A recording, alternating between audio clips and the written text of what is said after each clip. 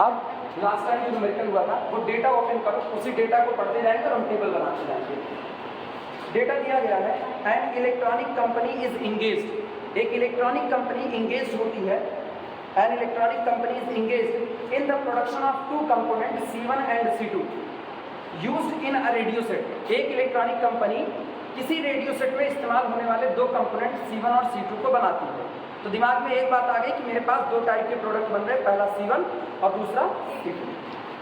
फिर आगे कह रहे हैं ईच यूनिट ऑफ C1 की आप जितनी यूनिट बना रहे हो उसमें से हर एक यूनिट की जो कॉस्ट आती है, each unit of C1 cost the company ₹5 in wages, ₹5 in material. वो कंपनी को ₹5 मजदूरी और ₹5 मटेरियल का खर्च देती है। यानी अगर आप C1 की एक यूनिट बना रहे हो तो C1 की एक यूनिट बनाने में कंपनी को ₹5 मजदूरी के और ₹5 किसके खर्च करने पड़ रहे हैं, मटेरियल के। अब हाँ नहीं ऑन है बच्चे, ऑन है। ये देखो दो पैरेलल लाइन एक दूसरे से अनंत में मिलती है, मतलब कभी नहीं मिलती है, वो ऑन है। पहला कॉलम हम लोग बना लेते हैं ना। अब दिमाग में दो चीज़ें, रिसोर्सेज और कांस्टेंट, दो चीज़ें दिमाग में। तो पहला कॉलम वही रहेगा, रिसोर्सेज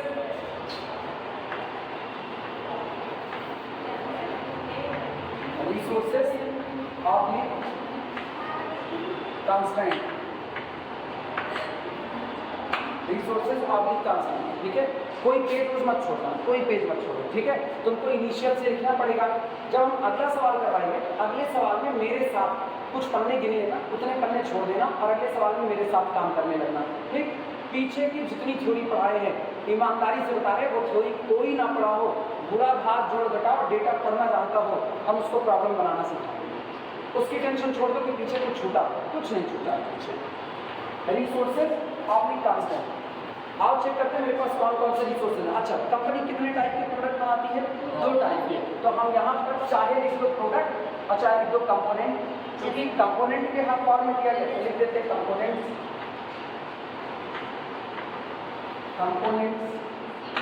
और ये कंपोनेंट हो गया C1 और ये कंपोनेंट हो गया अपना C। ये दोनों कंपोनेंट्स के अंदर में है। ठीक, इसके बाद फिर बात देखते हैं। उसके बाद कंपनी ना मैन आवर्स की अवेलेबिलिटी दे रही है, तो एक लास्ट वाला कॉलम बना लेते हैं, टोटल अवेलेबिलिटी। क्या क्या मेरे पास कितना मौजूद है, टोटल अवेलेबिलिटी। टोटल अवेलेबिलिटी कितना सामान आपके पास मौजूद है कि आप उससे ज़्यादा इस्तेमाल नहीं कर सकते हैं। ये बिल्कुल वैसा है तुम्हारे लिए, टोटल अवेलेबिलिटी बिल्कुल वैसा है जैसे घर में मान लो गुजिया बन रही है। ठीक, तो खोआ मैदा एक लिमिटेड मात्रा में अवेलेबल है, तो मम्मी लोग क्या करते हैं, उसको देख लेते हैं भगोने में कितना है, जो भरना है, भरवन जिसको बोलते हैं, अब कितना उनका मैदा है, तो उसी के हिसाब से कहते हैं हे बच्ची हे बेटा उतने लोही बनाया, बन गई, उतने में वो भर करके पैक कर देते हैं। और बाद में अगर ऐसा होता है कि वो ज़्यादा हो रहा है और ये कम है, तो कहते बच्चे ढेर ढेर कर जाओ, या भैया ढेर ढेर कर जाओ, जो भी बैठा रहे बनाने के लिए।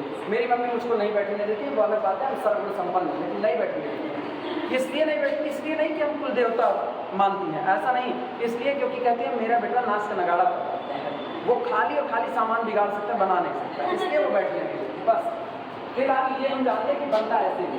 तो टोटल अवेलेबिलिटी जो है उसका इस्तेमाल आप उससे ज़्यादा नहीं कर सकते हैं। इस कमरे की अवेलेबिलिटी बस इतना ही स्पेस है, इस कमरे में इससे ज़्यादा आप इस कमरे का इस्तेमाल नहीं कर सकते हो। अपनी अवेलेबिलिटी 1 घंटा 20 मिनट की क्लास की है, बस 1 घंटा 20 मिनट की क्लास ओवर। क्लास मेरी नहीं है बल्कि ये प्रीवियस वालों की, फर्स्ट सेमेस्टर वालों की हो जाएगी। यही टोटल अवेलेबिलिटी होती है। आओ देखते हैं क्या क्या डेटा दिया गया है। डेटा में जो सबसे पहला दिया गया है वो कंपनी का, देखो वो दिया गया है, देखो शुरुआत से, हाँ कॉस्ट दिया गया है, वेगेज ₹5 और मटेरियल का ₹5। तो जो लागत आती है C1 की 1 यूनिट बनाने पर, गौर करना, C1 की 1 यूनिट बनाने की लागत ₹5 मजदूरी और ₹5 मटेरियल, ₹10 लागत आती है। C2 की 1 यूनिट बनाने के लिए क्या करें, while each of C2 cost the company ₹25 wages, ₹15 material, ₹25 मजदूरी और ₹15 किसका, मटेरियल। ये आपके खर्च है। तो अभी हम खर्च लिखेंगे और खर्च में हम बोलेंगे वेटेज आपका कितना लागत लग रही है, पहले का ₹10 और दूसरे का 25 और 15। क्लियर है, दोनों जोड़ देंगे। इसके बाद फिर आगे क्या कह रहा है, आगे कह रहा है the company sells both product, company दोनों ही प्रोडक्ट को बेचती है ऑन 1 पीरियड क्रेडिट टर्म, एक बार की उधारी पर कंपनी दोनों को बेचती है, दोनों प्रोडक्ट को।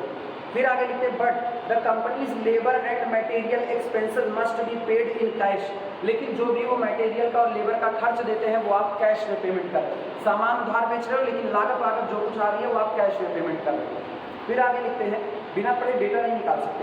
The selling price of C1 is ₹30 per unit and C2 it is ₹70 per unit. और सेलिंग प्राइस जो बेचे जाने का दाम है, C1 की एक यूनिट बिकती है 30 रुपये में और C2 की एक यूनिट बिकती है 70 रुपये में। Because of the strong monopoly, एकाधिकार, कंपनी का इतना तगड़ा अधिकार है इस पर, of the company for this component it is assumed that, ये मान लिया जाता है, the company can sell, company बेच सकती है at the prevailing prices as many units as it produces. Company C1 C2 की जितनी यूनिट बनाए उस सारी यूनिट को वो बाजार की कीमत पर बेच सकती है। कंपनी को कोई बात नहीं कर सकता है कि बाजार में उछाल आ गया है, अब आप कम दाम में बेचिए, जितने में लागत है उससे थोड़ा ही फायदा कमाइए, ज़्यादा फायदा मत कमाइए। ऐसी बाध्यता कंपनी के पास नहीं है। मार्केट में उछाल आएगा, कंपनी ज़्यादा में बेचेगी, मार्केट में गिरावट आएगी, कंपनी कम में बेचेगी। फिर आगे कह रहे हैं the companies production capacity is how ever limited, लेकिन कंपनी की जो उत्पादन क्षमता है, प्रोडक्शन कैपेसिटी, उत्पादन क्षमता, वो लिमिटेड हो जाती है। कैसे लिमिटेड होती है? बाय टू कंसिडरेशन, दो विचारों के अधीन पर। First, at the beginning of the period 1, जब पहला फेज शुरू होता है, the company has an initial balance of ₹4,000, company के पास इनिशियल बैलेंस केवल कितने का होता है? 4,000 रुपये का। तो सोचो, इनिशियल बैलेंस 4,000 और बनावट में जब आप C1 C2 बना रहे हो तो खर्च आ रहा है कि नहीं? तो पहला मेरे दिमाग में है बजट ही मुझको रुकावट डालेगा। तो रिसोर्स और कांस्टेंट में सबसे पहले बजट को लिख लिया जाए और सबसे पहले लिखते हैं रिसोर्स वाले हिस्से में बजट।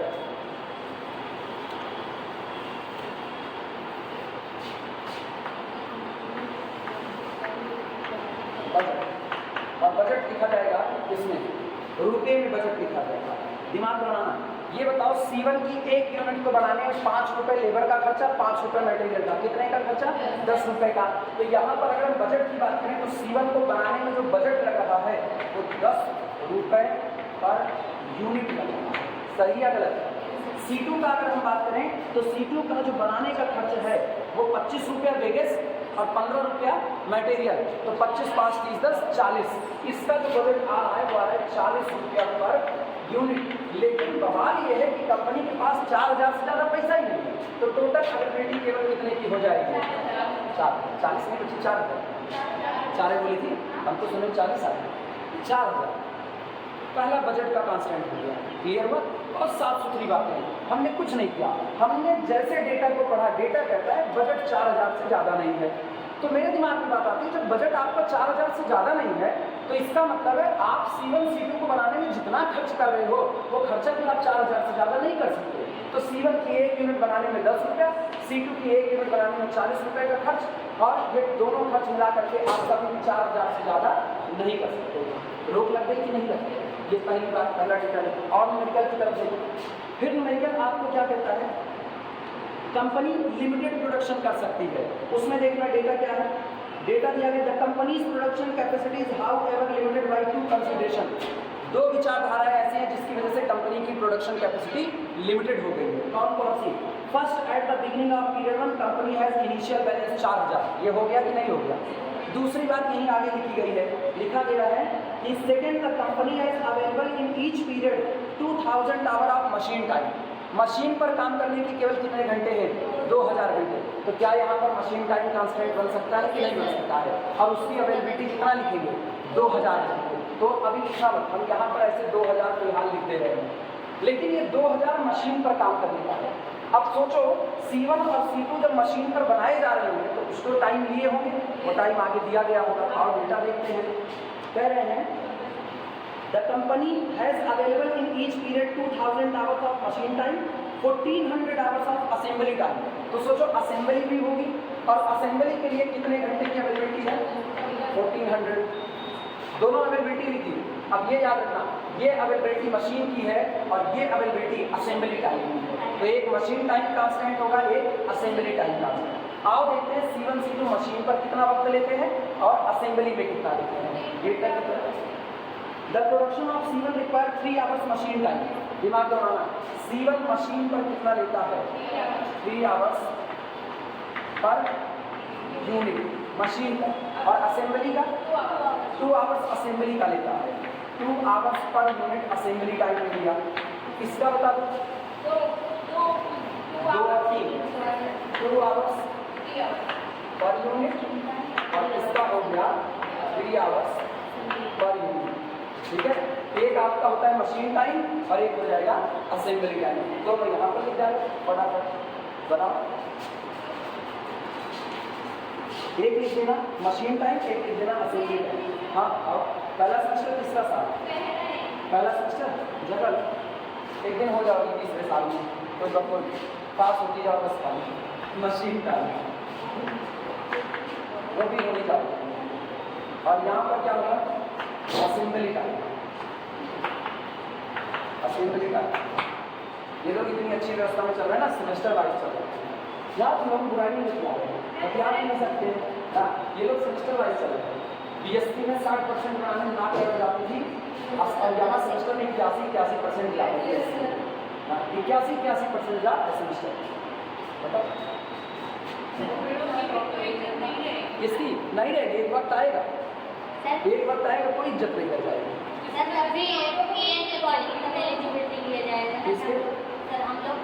बच्चे एक बात बताएं, ये दुनिया ना भ्रष्ट से भ्रष्ट होती जा रही है। ये दुनिया पहले जितनी सीधी सादी थी अब नहीं रही, अब ये दुनिया बहुत भ्रष्ट हो चुकी है। अब यहाँ पर कोई भी ये नहीं देख रहा कि आपको नॉलेज कितना है। यहाँ सोसाइटी आपका नंबर देखती है, भैया कितना पाए, ये नहीं पूछे कि तुमको आता कितना है, कितना पाए, वो ये पूछती है सबसे पहले। और पता है रियल जब पढ़ोगे तो रियल में एक पॉइंट आएगा लिमिट पॉइंट। लिमिट पॉइंट होते हैं ना, वो रिश्तेदार होते हैं, वो आपके लिमिट पॉइंट है। लिमिट पॉइंट में कहा जाता है ना कि आपका पॉइंट x0 आपके सेट के लिए लिमिट पॉइंट बनेगा अगर थोड़ा सा हाथ फैलाए, x0 माइनस एप्सिलॉन से x0 प्लस एप्सिलॉन, अब थोड़ा सा हाथ फैलाने पर सेट के इनफाइनाइट पॉइंट को समेट ले, तो वो लिमिट पॉइंट कहलाता है। तो इतने खतरनाक रिश्तेदार वही होते हैं जो आपको बिल्कुल छोड़ना नहीं चाहते। रिजल्ट आया, आप हाई स्कूल में हो, तुरंत फोन करेंगे बच्चे अब भी तो हाई स्कूल में रहो। बच्चे को पता हो ना हो हम हाई स्कूल में, लेकिन उनको पता है बच्चे अब भी तो हाई स्कूल में रहो, कितना बना रिजल्ट हुआ तो आई। बच्चे को भले नहीं पता है कि हाई स्कूल में है या मेरा रिजल्ट आया, लेकिन उनको पता होगा। वो इतने खतरनाक रिश्तेदार हैं, वो लिमिट पॉइंट है आपके, वो आपको छोड़ेंगे नहीं। चल, ये हो गया मशीन टाइम, ये हो गया आपका असेंबली टाइम। और डेटा देखते हैं आप, और डेटा अगर हम देखें तो मेरे को शायद सेलिंग प्राइस दिया गया है, चेक करो सेलिंग प्राइस कुछ दिया गया है, कितने का बिकता है C1? हाँ ऊपर ही दिया, ऊपर ही। चलो ये हो गया, हाँ मिल गया। The selling price of C1 is ₹30 per unit और उसके बाद C2 के लिए 70 पर यूनिट। तो अगला यहाँ पर हो जाएगा सेलिंग प्राइस, विक्रय मूल्य, सेलिंग प्राइस। बोल दो इसका कितना है? 30 रुपये, 30 रुपीज़ पर यूनिट, और इसकी हो गई 70 रुपीज़ पर यूनिट, और सेलिंग प्राइस आपका ₹1 है। ठीक, ये हो गया सेलिंग प्राइस। और भी कुछ दिया गया डेटा में, चेक करो।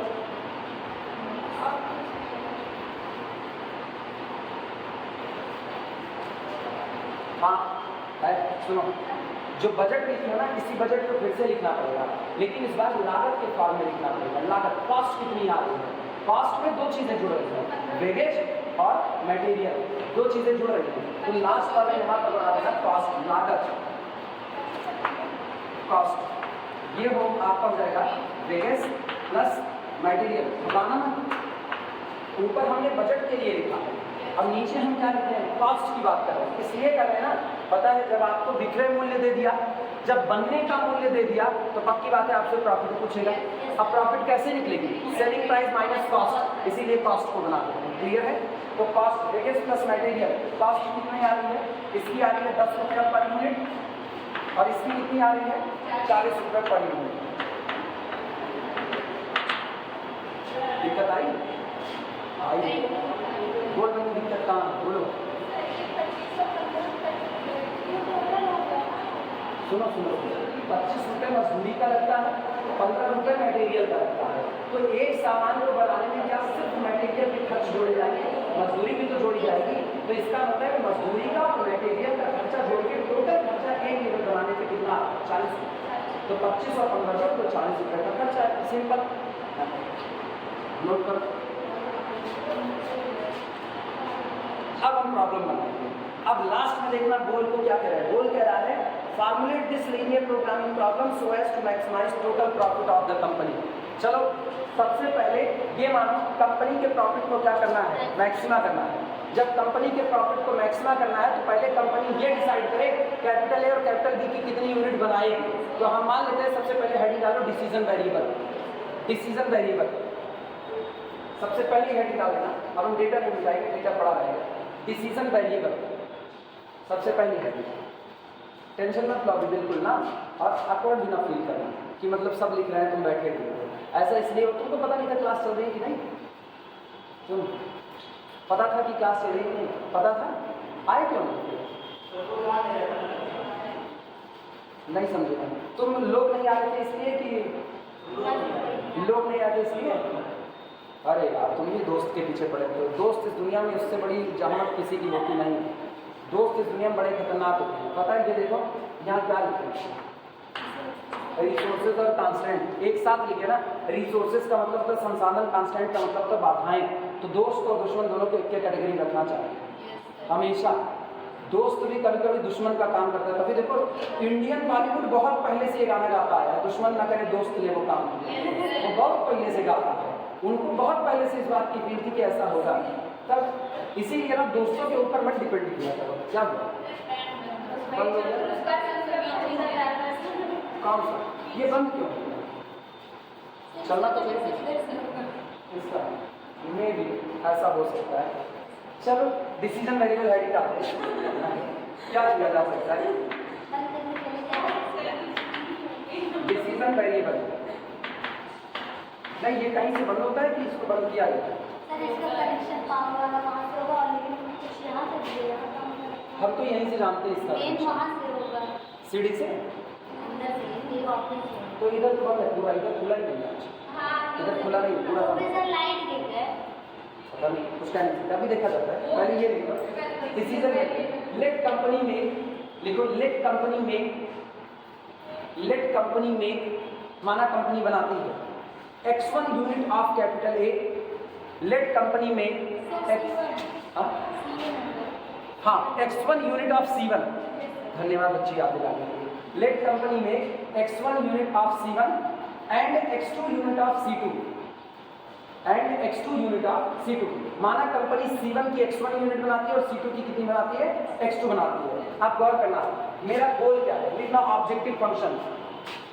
ऑब्जेक्टिव फंक्शन यानी कि आपका गोल है, मेरा गोल है प्रॉफिट को क्या कर देना, मैक्सिमा कर देना। तो गोल लिखेंगे मैक्सिमाइज और ब्रैकेट में लिख देना profit, maximise profit z is equal to.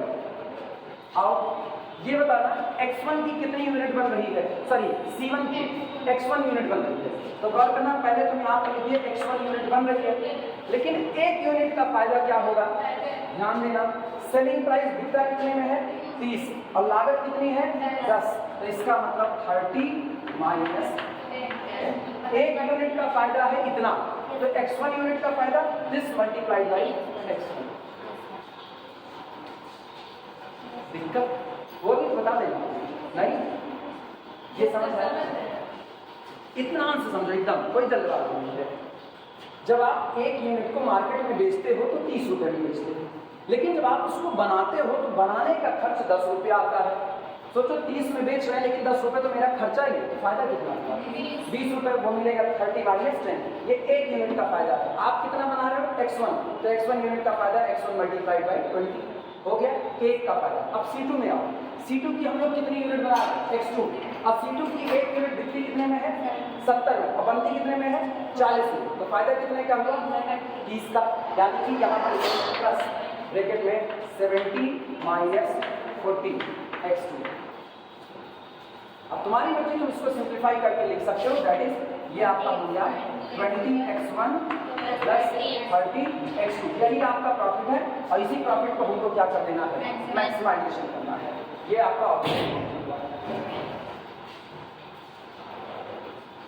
अब heading subject to constant, subject to constant. Heading क्या इसको ऐसे लिख दिया करो शॉर्ट में STC, subject to constant. Subject के पास आए। सबसे पहले देखो ऊपर ही चलो जरा, आप कोई भी काम शुरू करोगे रुपया पहले दिमाग में आएगा, तो सबसे पहले लिखो बजट कांस्टेंट। सबसे पहले बजट कांस्टेंट, जो बजट की बाधा आ रही है वो बजट कांस्टेंट। क्या गोल मिटा दिया जाए? गोल मिटा दें।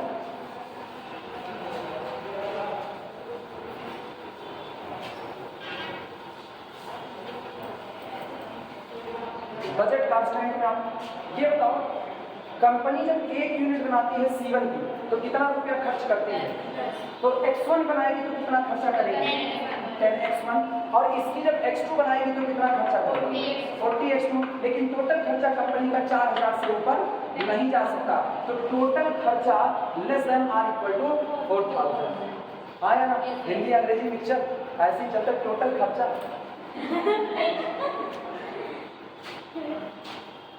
अपने लोग हिंदुस्तानी हैं, बचपन से लोग देखते गाना तो गाते हैं, टम टमाटर टम टमाटर खाए हम, गायब नहीं गाते। अंग्रेज का बच्चा क्या बोलते हैं? अंग्रेजी जाने हम इतनी तगड़ी अंग्रेजी हम लोग जाने तो हम लोग परेशान थे। टोटल खर्चा less than or equal to 4000। सामने वाला भी इसको अगर किताब लिख रहा हो तो वो भी सोचे कौन अंग्रेजी बोला टोटल। ये हो गया आपका टोटल अवेलेबिलिटी बजट कांस्टेंट, ठीक है। इसके बाद सुना, इसके बाद फिर production capacity, head is production capacity constant. कहा है ना कंपनी की कैपेसिटी लिमिटेड है, तो हम लोग प्रोडक्शन कैपेसिटी की बात कर रहे हैं। Production capacity constant, production capacity constant, और ब्रैकेट में लिखा है टाइम कांस्टेंट, क्योंकि जो कैपेसिटी हम टाइम के आधार पर बताना चाहते हैं। Production capacity constant bracket time constant, ठीक। आओ पहले मशीन टाइम की बात करते हैं। पहला कांस्टेंट है मशीन के लिए। ये बताओ कंपनी एक यूनिट पे C1 क्या मशीन पे कितना खर्च करती है? 3 घंटा। तो X1 पर कितना खर्चा करेगी? 3x1। ये मशीन का खर्च है। इसकी एक यूनिट मशीन पर कितने घंटे? 2। टोटल कितनी बना रहे हैं? X2। तो टोटल मशीन का टाइम खर्च 2x2। और ये मशीन पर आपके पास इससे ज़्यादा टाइम अवेलेबल नहीं है, तो या तो आप 2000 घंटे पूरे काम करो, या तो उससे कम, ज़्यादा नहीं कर सकते हो। तो ये आपका less than or equal to 2000 हो गया। चाहे तो यहाँ पर लिख देना MTC, मशीन टाइम कांस्टेंट, ठीक है, शॉर्ट MTC। ये तो मशीन हो गया। आओ असेंबली देखते हैं। जब आप कैरेक्टर C1 की एक असेंबली करते हो तो एक यूनिट की असेंबली का टाइम 2 घंटे, और इसकी एक यूनिट की असेंबली का टाइम 3 घंटे। कई यूनिट बना रहे X1, अगर एक यूनिट में 2 घंटे लगते हैं तो X1 यूनिट में 2x1 लगेंगे। तो ये हो गया आपका 2x1 प्लस उसी टाइम में जुड़ेगा। इसकी कई यूनिट बना रहे हैं X2, एक यूनिट का खर्च 3 घंटा, तो पूरे का 3x2। और आप असेंबली 14 घंटे से ज़्यादा नहीं कर सकते, तो less than or equal to 14,000 नहीं 1400। और ये आपका हो गया असेंबली टाइम ATC। वो MTC ये ATC हो गया। देखो डेटा में कुछ नहीं बचा। सेलिंग प्राइस यूज हो गया, कॉस्ट प्राइस यूज हो गया प्रॉफिट निकालने के लिए, कट किया, असेंबली यूज हो गया, कट किया, मशीन यूज हो गया, कट किया, बजट यूज हो गया, कट। कोई डेटा बचा नहीं। आखिरी लाइन, या तो सामान बनेगा या तो सामान नहीं बनेगा, that's called non negativity restriction. यानी लास्ट लाइन यहाँ पर लिख देना नीचे, and X1, X2 both either greater than or equal to 0। X1 कौन? C1 की यूनिट, या तो C1 की यूनिट बनेगी और या तो 0 रह जाएगी, नहीं बनेगी, या तो X2 C2 की यूनिट बनेगी या तो नहीं बनेगी। काम खत्म, प्रॉब्लम बन गई। अब मिला लो तुम्हारा सही है कि गलत था। लाइव बचपन में हम लोग ऐसे करते थे, अगर हम लोग नहीं करते थे तो ये नहीं कि तुम नहीं किए, हम लोग नहीं करते थे, यही करते थे। सब चीज़ लगा रहे थे, लाइट चली गई तब इन्वर्टर नहीं होता है, लाइट चली गई तो उसके बाद फिर काफ़ी सब चीज़ करती, सुबह खोल के मिलते हैं। सब चीज़ जानते तो कैसे खोल रहे थे, तो सब चीज़ भूलते थे, कुछ हम करते।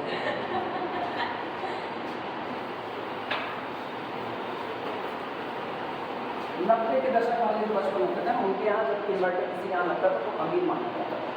हम लोग 90 के दशक वाले हैं तो हम लोगों में इन्वर्टर, अच्छा इन्वर्टर नहीं होता था तो अपनी ज़िंदगी ज़्यादा अच्छी थी, क्योंकि जैसे अंधेरा होता था 6:30 बजे लाइट जरूर चढ़ती थी, ये फिक्स लाइट जरूर चढ़ती, और 6:30 बजे की कभी लाइट आएगी आज की, तो 6:30 से 8 बजे तक आपके घर में इन्वर्टर है नहीं, आप जलाओगे मोमबत्ती आती थी 1 रुपये की 2 रुपये की, वो भी महंगा पड़ता था।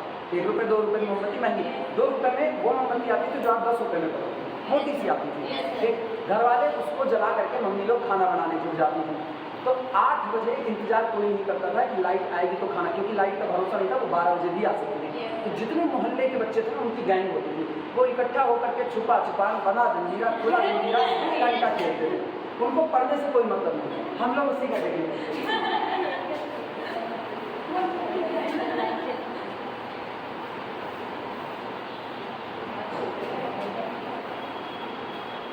पता है अभी हम टेबल वाला और कर रहे हैं, टेबल अभी और बनाना सिखाएंगे कैसे आप टेबल बना।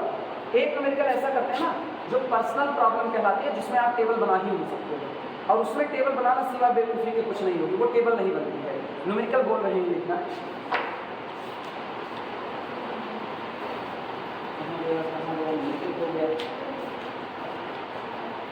मिल गया, लिखना बोला जाए।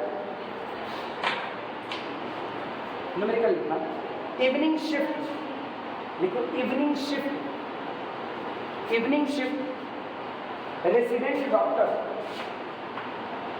Resident evening shift resident doctor, resident doctors, evening shift resident doctors, आवासीय, रेसिडेंट का मतलब तो आवासीय। अच्छा, डॉक्टर की 2 तरह की टीम होती है, एक वो टीम होती है जो प्रॉपर सिटी में कहीं रहती है या आकर के नौकरी करते हैं, दिन की शिफ्ट अपनी करके चले जाते हैं। डॉक्टरी में हमेशा 2 शिफ्ट होती है, एक मॉर्निंग में ड्यूटी करती है, एक इवनिंग में करती है। जो इवनिंग में ड्यूटी करती है उसकी ड्यूटी रात भर चलती है, इमरजेंसी वगैरह में उनकी ड्यूटी लगती है, इनको इवनिंग शिफ्ट बोला जाता है। और इवनिंग शिफ्ट वाले चूंकि दूर से आके नौकरी नहीं करते तो उनको आवास कॉलोनी दी जाती है। तो जब कॉलोनी आपको मिल गई तो आप रेसिडेंट डॉक्टर होंगे, आवासीय, वहाँ पर आप आवास मिला हुआ है, आप वहाँ पर रह रहे हो, जैसे जरूरत पड़ेगी आप हाजिर हो जाओगे। तो उनकी बात यहाँ पर की जा रही है कि शाम में जिन डॉक्टर्स की ड्यूटी लगती है उन्हीं डॉक्टर्स की बात करते हैं, यहाँ ड्यूटी प्रॉब्लम कर रहे हैं, इसी को लिखा गया है। Evening shift resident doctors in a government hospital, evening shift resident doctors in a government hospital, evening shift resident doctors in a government hospital work 5 consecutive days, 5 consecutive लगातार,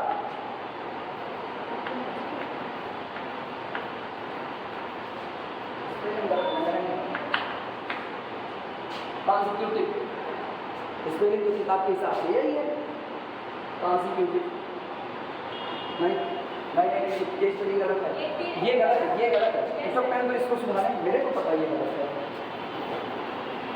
नहीं पता चलेगा हम यही बांट देंगे, आपको ये रट उठेगा, ये स्पेलिंग ही गलत है। इसको होना चाहिए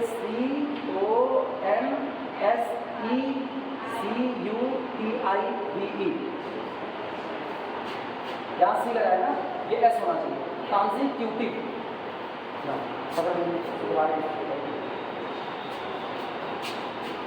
स्प्रिंट है, राइटर ऐसी गलती नहीं करते, ये स्प्रिंट सही इसका होगा।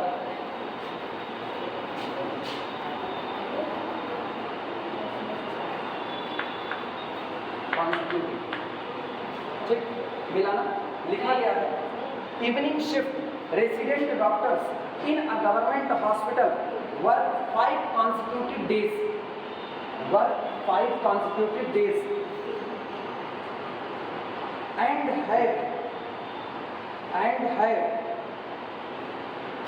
and have 2 consecutive days off, and have 2 consecutive days off, and have 2 consecutive days off। कहा यह जा रहा है इवनिंग शिफ्ट रेसिडेंट डॉक्टर, जो डॉक्टर्स की एक आवासीय टीम होती है, इवनिंग में काम करती है, वो किसी गवर्नमेंट हॉस्पिटल में वर्क 5 consecutive days, वो 5 लगातार दिन काम करते हैं और 2 लगातार दिन छुट्टी रहते हैं। हफ्ते में कितने दिन? 7 दिन। तो 5 दिन वो लगातार काम करेंगे और 2 दिन लगातार वो किस पर रहेंगे? छुट्टी पर रहेंगे। फुल स्टॉप करके लिखना, their 5 days of work, their 5 days,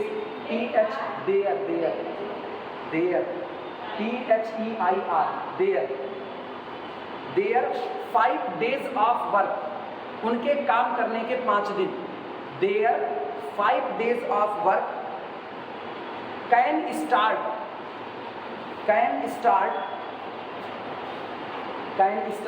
on any day, can start on any day. उनके ये जो 5 काम करने के दिन हैं ये किसी भी दिन शुरू हो सकते हैं। मतलब वो सोमवार को भी शुरू कर सकते हैं, वो संडे को भी शुरू कर सकते हैं, वो फ्राइडे को शुरू कर सकते हैं, किसी भी दिन वो अपने ये 5 कॉन्सेक्यूटिव डेज शुरू कर सकते हैं। तो यही लिखा गया है, their 5 days of work can start on any day of the week, on any day of the week, WEEK, can start on any day of the week and the schedule and the schedule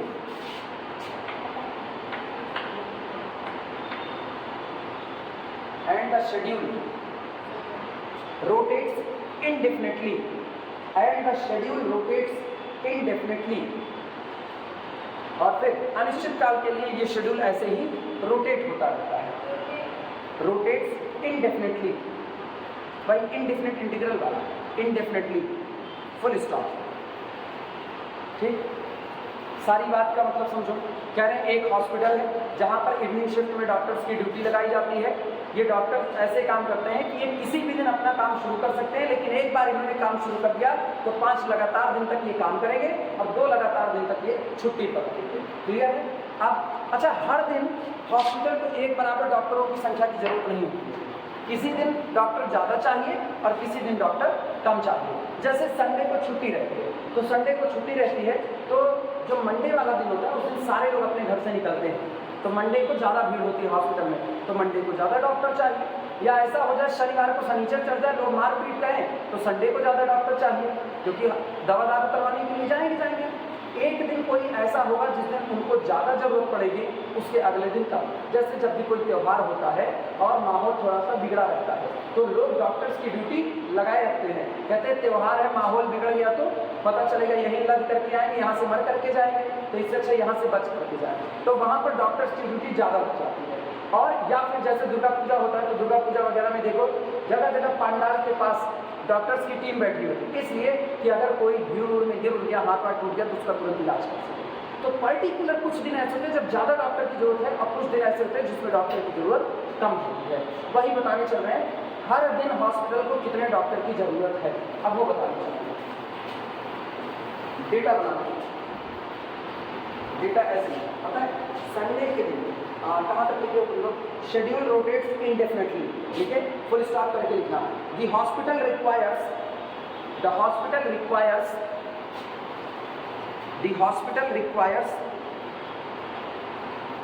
the following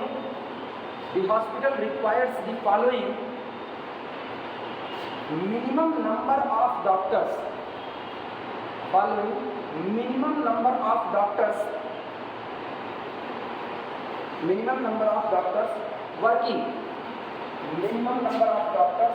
working और working लिख करके ऐसे sign full stop sign करो। अब ये बताने जा रहे हैं कि हर दिन मिनिमम कितने डॉक्टर की रिक्वायरमेंट है। सोचो क्या करें, मिनिमम, इससे ज़्यादा हो सकती है लेकिन इससे कम डॉक्टर नहीं चाहिए। संडे के दिन की बात कर रहे हैं, ऐसे में यहाँ पर दिन लिखेंगे, संडे, मंडे, ट्यूसडे, वेडनेसडे, 55 हमारे थर्सडे, फ्राइडे, क्योंकि उसको बहुत अंग्रेजी नहीं आती इसकी वजह से डॉट डॉट करते हैं, फ्राइडे, सैटरडे, नहीं आप संडे नहीं आए, संडे आ चुका है, 7 दिन हो गए। संडे को जो मिनिमम डॉक्टर की रिक्वायरमेंट है, संडे को हॉस्पिटल को मिनिमम 35 डॉक्टर चाहिए, इससे कम नहीं चाहिए। या तो संडे को 35 डॉक्टर काम करेंगे या तो 35 से ज़्यादा काम करेंगे। इसके बाद मंडे को डॉक्टरों की जरूरत है 55 लोगों की, हम क्या करते हैं, संडे छुट्टी, मंडे खुला तो मंडे के दिन 55 डॉक्टर चाहिए और संडे के दिन 35 डॉक्टर चाहिए। इसके बाद ट्यूसडे के दिन 60 डॉक्टर, फिर वेडनेसडे के दिन मिनिमम 50 डॉक्टर चाहिए, थर्सडे के दिन मिनिमम 60 डॉक्टर चाहिए, फ्राइडे के दिन मिनिमम 50 चाहिए और शनिवार के दिन आपको मिनिमम 45 डॉक्टर्स की टीम चाहिए। मिनिमम, ये आपकी मिनिमम रिक्वायरमेंट है। बस यही प्रॉब्लम बहुत छोटी है, तुरंत लिखो, तुरंत इसको फॉर्मुलेट करते हैं। बोला जाए अगली शर्त सुनो, पहले ये लिखो फटाफट।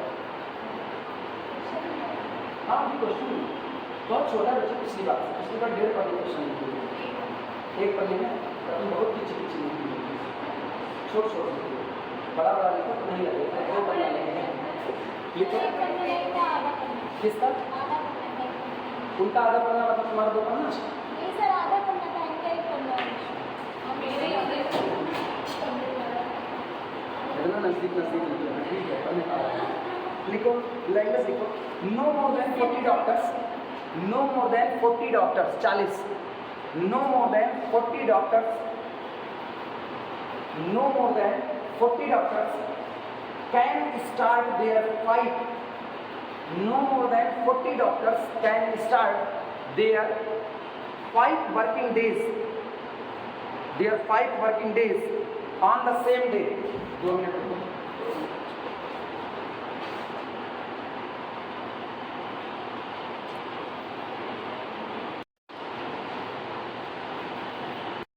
फॉर्मुलेट लैंग्वेज लिखना, क्या रुक जाओ, हम क्या बोल रहे थे? No more than 40 doctors can start their 5 working days on the same day. Full stop. Formulate this problem. इस पूरी प्रॉब्लम को बनाइए. Formulate this problem as an LP model. इस पूरी प्रॉब्लम को लीनियर प्रोग्रामिंग मॉडल के तौर पर तैयार कीजिए. To minimize the number of doctors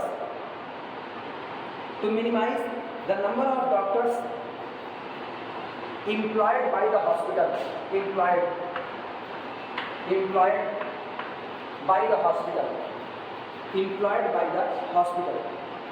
बहुत सीधी सी बात है. तो पूरे न्यूमेरिकल का निचोड़ सकते हो, पूरे न्यूमेरिकल का निचोड़. न्यूमेरिकल ये कहता है कि हमारे पास डॉक्टर्स की एक टीम है और ये सारी टीम शाम को काम करती है, एक इवनिंग शिफ्ट में काम करती है, और शर्त ये है कि इनमें से जितने भी डॉक्टर, इनमें से जो डॉक्टर्स हैं वो अपने 5 लगातार दिन काम करेंगे, 2 लगातार दिन छुट्टी पर रहेंगे, और ये अपना काम किसी भी दिन शुरू कर सकते हैं. लेकिन लास्ट में देखो शर्त क्या लगा दिया, लास्ट में आखिरी लाइन पढ़ना, no more than 40 doctors can start their 5 working days on the same day. 40 से ज़्यादा डॉक्टर एक ही दिन काम शुरू नहीं कर सकते हैं. मेरे पास 60 डॉक्टर आए और 60 डॉक्टर कहे, सोचो थर्सडे को कितनी जरूरत है, 60 की.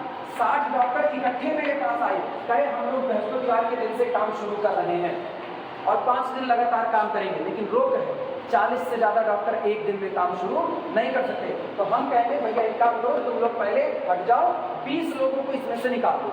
40 लोग मैक्सिमम एक ही दिन काम शुरू कर सकते हो, 60 लोग शुरू नहीं कर सकते. इस बात का ख्याल रखना है कि एक दिन में 40 से ज़्यादा लोग काम शुरू नहीं कर सकते. या तो 40 लोग काम शुरू करेंगे या तो 40 से कम. 41वां आदमी उसी दिन काम शुरू नहीं कर सकता है.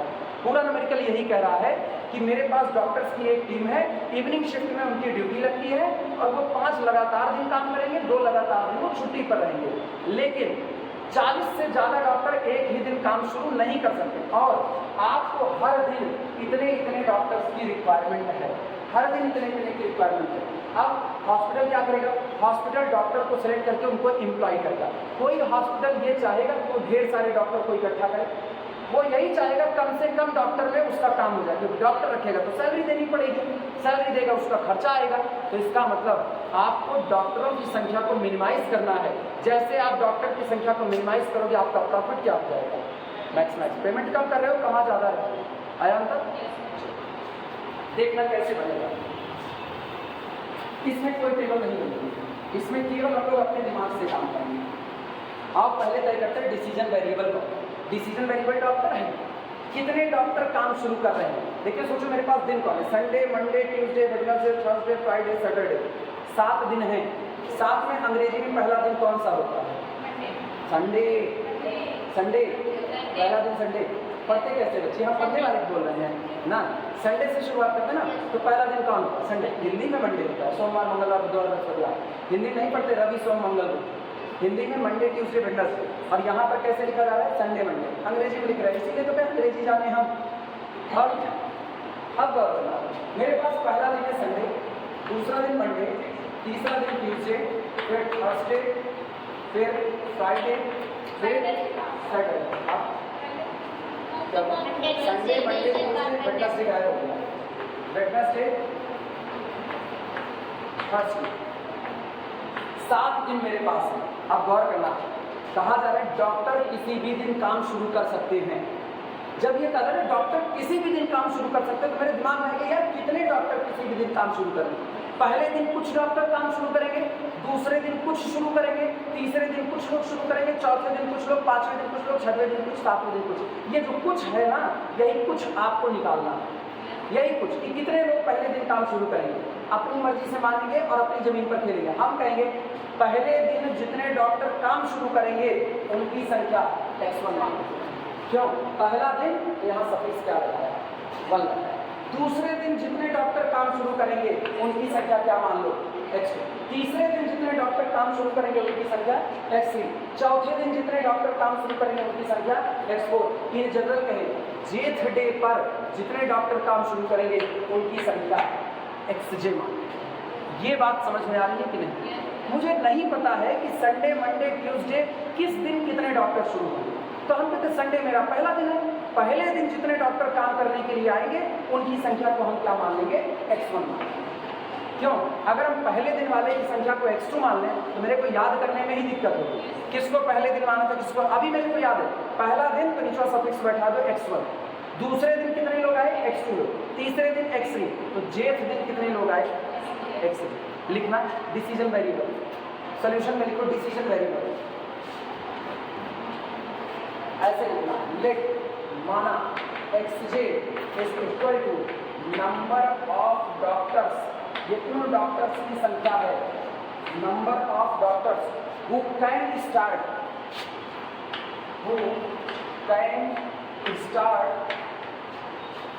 देयर वर्क, जो अपना काम शुरू कर सकते हैं, who can start their work on, किस दिन? जेठ डे। माना xj कुल डॉक्टर्स की संख्या है जो अपना काम जेठ डे के दिन शुरू कर सकते हैं। क्लियर हुआ? वैसे अगर हम कर सकते हैं कहेंगे तो गड़बड़ होगा ना, हम तो उनको बाध्य कर रहे हैं। x1 लोग पहले दिन काम करेंगे तो हु स्टार्ट कैन काट देगा, चॉइस नहीं देगी, जबरदस्ती करें। पहले दिन x1 लोग काम करेंगे, दूसरे दिन x2 करेंगे, तीसरे दिन x3, चौथे दिन x4। अच्छा बस मेरा काम हो गया। अब ध्यान देना, अब गोल क्या है? डॉक्टर्स की संख्या को मिनिमाइज करना। दिन कितने हैं तुम्हारे पास? 7। तो ये बताना पहले दिन कितने डॉक्टर काम कर रहे हैं, दूसरे दिन कितने कर रहे हैं, तीसरे दिन, चौथे दिन, पांचवें दिन, छठे दिन और सातवें दिन x7। कितने डॉक्टर काम कर रहे हैं और इन डॉक्टर की कुल संख्या को क्या करना है? मिनिमाइज करना। गोल बन गया कि नहीं? मिनिमाइज लिख करके ऐसे यहाँ लिखना मिनिमाइज और यहाँ लिखना नंबर ऑफ डॉक्टर्स। मिनिमाइज करने का मतलब करते ही मतलब डॉक्टर को मार दिया जाएगा ना, डॉक्टर को रखा ही नहीं जाएगा। कोई सोच डॉक्टर को मिनिमाइज करना है मतलब नीचे घुटने पर से काट के छोटा कर दिया जाएगा, ऐसे डॉक्टर को मिनिमाइज नहीं करने। Subject to constant, subject to constant. Time देंगे हम 11:25 अभी हो टाइम के अंदर नीचे। हाँ बच्चे बोलो, कोई कुछ कहा था? बोलो। जितने प्रोडक्शन होंगे उनमें से प्रोडक्शन टेबल बनेंगे, विदाउट प्रोडक्शन के होंगे उसमें टेबल बनेंगे। ठीक है, विदाउट प्रोडक्शन तुम चाहो बिना टेबल के भी सॉल्व कर दो, प्रोडक्शन वाले भी। लेकिन दिक्कत है ना एग्जामिनर के मूड की बात है। हर उस एग्जामिनर कोई कॉपी पा गया, पा सकता है तो पता चले वो कॉपी चेक किया गया, टेबल नहीं बनाए हैं, ये नहीं बनाया, वो नहीं बनाए हैं, हम नंबर काटेंगे, ये कर देंगे। मेरे हाथ में तो कुछ है नहीं, हम तो कुछ कर भी नहीं सकते ना। घर पे बैठ करके तो गाली भी देंगे तो अपने को दे रहे हैं, तुम तो सुन नहीं रहे हो, हमको तो पता नहीं कौन एग्जामिनर कॉपी चेक किया। तो इसीलिए संभल के काम किया जाता है। जितने प्रोडक्शन के जिसमें टेबल बन सकती है उसका बना देंगे। अब इसमें टेबल नहीं बन सकती है, ये पर्सनल प्रॉब्लम करके आती है। पर्सनल प्रॉब्लम में कभी भी टेबल नहीं बन सकती है तो हम लोग इसको टेबल सॉल्व कर रहे हैं। अब कांस्टेंट लिखना सुनो। अच्छा ऑब्जेक्टिव फंक्शन लिखना जानते? अब कांस्टेंट लिखना सुनो। कांस्टेंट लिखने में मेरे सामने समस्या ये है, पहले दिन हर डॉक्टर कै दिन काम करेगा? 5 लगातार काम करेगा, हटेगा नहीं। और 2 दिन लगातार किस पर रहेगा? छुट्टी पर। तो 7 दिन को ऐसे अपने सामने सजा लो, 7 दिन। और आओ कांस्टेंट बनाते हैं, दिमाग दौड़ाना। पहले दिन कितने लोग काम शुरू कर रहे हैं? x1, ये पहला दिन हो गया। दूसरे दिन कितने लोग शुरू कर रहे हैं? x2, तो दूसरा दिन नीचे से शुरू कर दिया। दूसरे दिन कितने लोग आए x2, तीसरे दिन कितने लोग आएंगे x3, चौथे दिन x4, पांचवें दिन x5 और छठवें दिन x6, सातवें दिन x7। ये पता नहीं आ रहा है कि नहीं आ रहा x7 7 लोग हो गए। लेकिन दिमाग दौड़ाना, दिमाग कहता है या सवाल कहता है कि अगर x1 लोगों ने पहले दिन काम शुरू कर दिया तो ये 5 लगातार दिन काम करेंगे, हाँ या ना। ये x1 लोग अब छुट्टी पर नहीं जा सकते, ये कै दिन काम करेंगे 5 दिन। तो गौर करो x1 पहले दिन आया कि नहीं आया, ये x1 लोग दूसरे दिन भी आएंगे। इसका मतलब प्लस दूसरे दिन भी कौन आएगा x1, तीसरे दिन भी कौन आएंगे x1, चौथे दिन भी कौन आएंगे x1 और पांचवें दिन भी कौन आएंगे x1। क्या x1 5 दिन आगे कि नहीं आते, पहले दिन आया, दूसरे दिन आया, तीसरे आया, चौथे आया, पांचवें, 2 दिन उसकी छुट्टी दे, 2 दिन वो नहीं आया। दिक्कत लगी? वोट बताना नहीं आया समझ में? सुनो, हमने दिन सजा दिया, दिन सजाया, 7 ब्रैकेट बना, पहले दिन का ब्रैकेट, दूसरे दिन का, तीसरे दिन का, चौथे दिन का, पांचवें दिन का, छठवें और सातवें।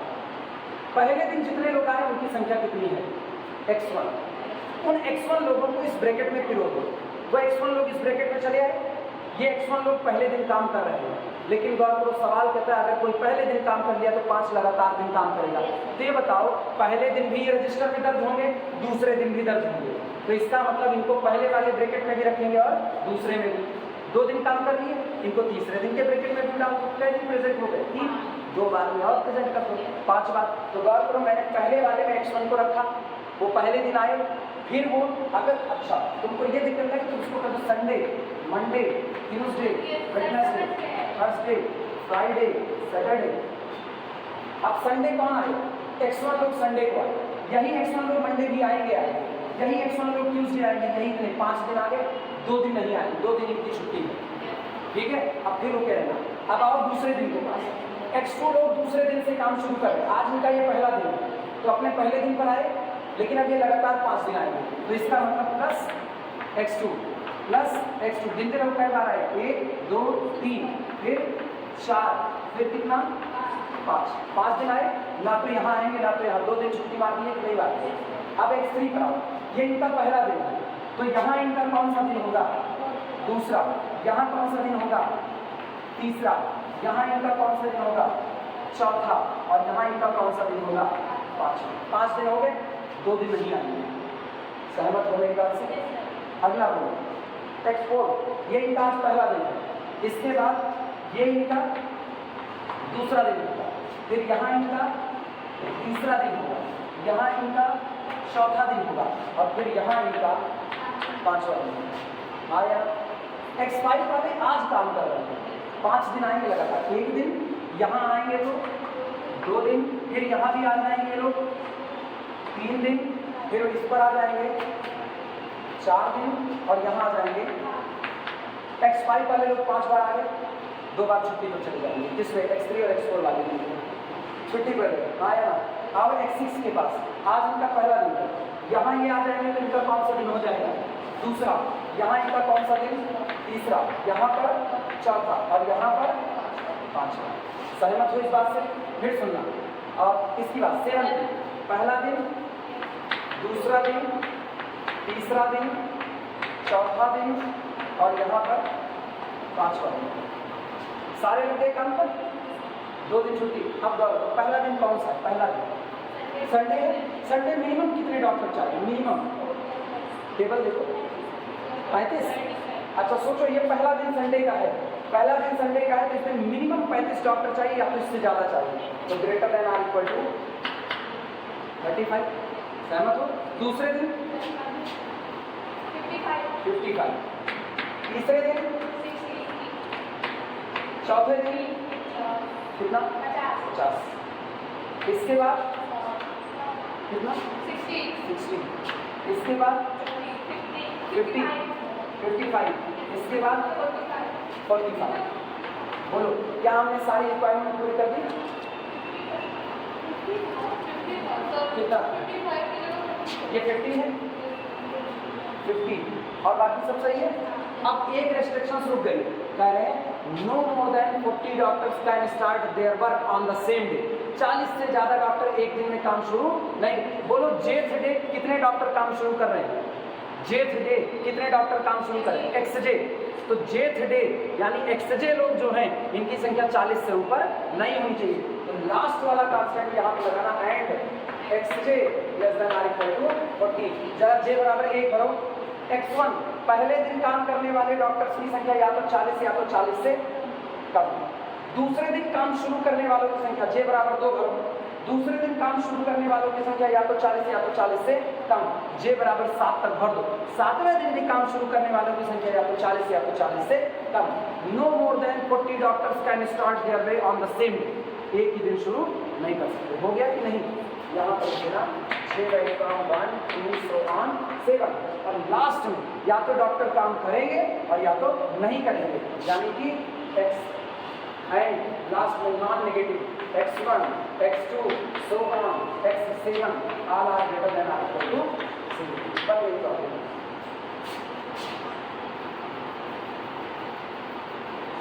पूरी प्रॉब्लम कंप्लीट 11:40 तक बन गई। समझ में आया? विदाउट डेटा कैसे बनता है? मतलब विदाउट डेटा विदाउट टेबल कैसे? डेटा नहीं रहेगा तो आप बनाएंगे।